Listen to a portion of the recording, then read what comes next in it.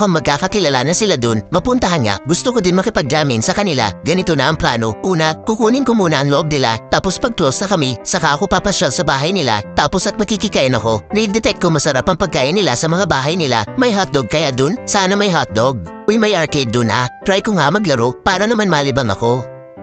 Teka, paano ba ito laruin? Ganito ba? Ganito? Ganito? Putik na yan, di naman gumagalaw. Dito, kaya sa broom. Okay ba to? Guns ba to? At teka, parang ganito lang yun eh. Putik, ang boring naman palang laruin ito.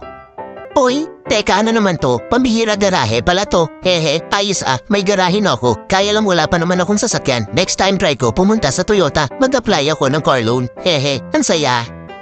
Uy kuya, sa'yo bang bahay yun? Nasusunog ata yung bahay mo. Naku, labot, yung bahay ko, nasusunog yung bahay ko. Oh shit, naku po naman yung bahay ko, tulong, yung bahay ko, nasusunog yung bahay ko. Oh my goodness, paano